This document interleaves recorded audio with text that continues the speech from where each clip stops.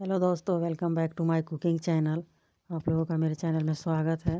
तो कल मकर संक्रांति है, तो मेरे तरफ से सभी मेरे फॉलोअर्स को हैप्पी मकर संक्रांति एडवांस में। तो यहाँ पर मैंने कल के लिए बहुत सारे लाई बनाए हैं विभिन्न तरह की। तो मैंने सबसे पहले यहाँ पर तिल के लाई बना रही हूँ, और फिर इसके बाद फिर मैं मुरही की बनाई, फिर चूड़ा की बनाई।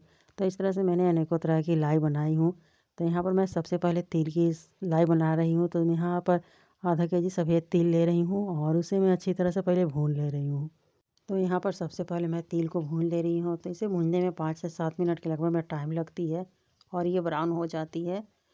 तो इसे ब्राउन होने तक इस तरह से इसे भून देना है, और जब ये भून जाए तब इसे दूसरे बर्तन में ट्रांसफ़र कर देना है। और फिर आप देख सकते हैं ये कि बहुत ही अच्छी तरह से भून गई है और इस तरह से हो जाती है। और फिर अब यहाँ पर मैं पोहा भी ले रही हूँ, और फिर इसकी भी लाई बनाऊँगी। तो ये मैं यहाँ पर चौड़े वाले पोहा ले रही हूँ, जो कि नॉर्मल पोहे आते हैं। और फिर मैं इसे भी भून ले रही हूँ। तो इसे भी भूनने में 5 मिनट लगभग में टाइम लगती है, और ये भी ब्राउन हो जाती है। तो इस तरह से इसे पहले लेकर के भून लेना है, और इसे चलाते रहना है ताकि ये जले नहीं। और इसे चारों तरफ से घुमा घुमा कर इस तरह से इसे चलाएंगे। और फिर इधर मैं गुड़ को भी कट कर ले रही हूँ। तब तक से उधर पोहा भी मेरी भून रही है, और इधर मैं गुड़ भी काट ले रही हूँ। और फिर इस तरह से मेरी सारे गुड़ भी अब कट चुकी है, आप सभी देख सकते हैं। और फिर इधर पोहा भी मेरी भून जा चुकी है, तो मैं इसे भी दूसरे बर्तन में ट्रांसफ़र कर ले रही हूँ। और इधर अब फिर मैं उसी कढ़ाई में फिर से गुड़ को मेल्ट कर रही हूँ। तो मैं यहाँ पर सारे गुड़ को पहले डाल दिए हैं, और डालने के बाद अब इसमें 1 चम्मच में लगभग में घी डाल रही हूँ। और फिर इसे भी मैं इसमें मिक्स कर दे रही हूँ, और इसे मैं गुड़ को खौला ले रही हूँ। तो गुड़ को तब तक से खौलाना है जब तक से इसकी पाग अच्छी तरह से नहीं हो जाती है।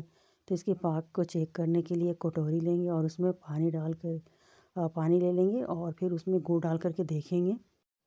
तो इस तरह से देखना है। तो अगर पानी में गुड़ अगर जम जा रही है तो इसकी पाग हो गई है। तो यहाँ पर गुड़ की पाक तैयार हो गई है। तब मैं यहाँ पर सबसे पहले तिल की लाई बना रही हूँ। तो यहाँ पर तिल में गुड़ को डाल रही हूँ, और फिर अब इसे मिक्स कर ले रही हूँ अच्छी तरह से। और फिर अब इसकी मैं लाई बनाऊँगी। तो इसे ठंडा नहीं होने देना है, गर्म ही रखना है। मैं तिल और पोहे की लाई की रेसिपी मैं पहले भी आप लोग के साथ शेयर कर चुकी हूँ। मैं फिर से दोबारा कर रही हूँ।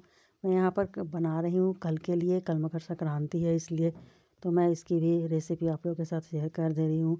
तो इस तरह से ये पोहे की और तिल की लाई बहुत ही टेस्टी बन लगती है खाने में, और बनती भी है। तो इस तरह से मेरी सारी लाई बन गई है, और फिर तिल की भी इधर बना ली, और फिर मैं मुरही की भी बनाऊँगी।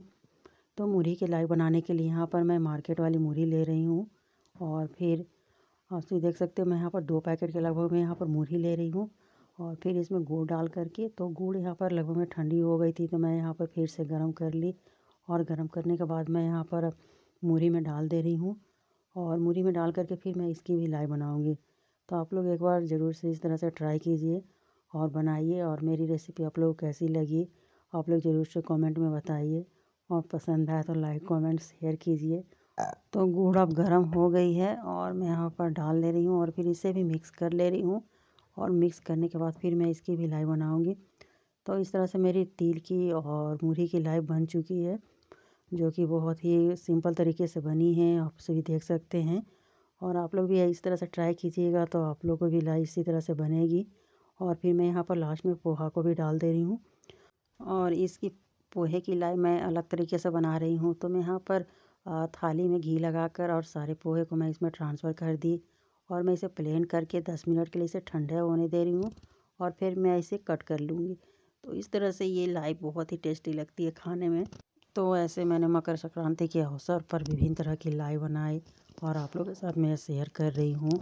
तो आप लोग एक बार ज़रूर से इस तरह से लाई बनाएं, और मेरी रेसिपी आप लोगों को कैसी लगी ज़रूर से कमेंट में बताएं। तो इस तरह से मेरी सारी लाई अब बन चुकी है, तो आप सभी देख सकते हैं। तो मिलते हैं नेक्स्ट वीडियो में, तब तक से धन्यवाद।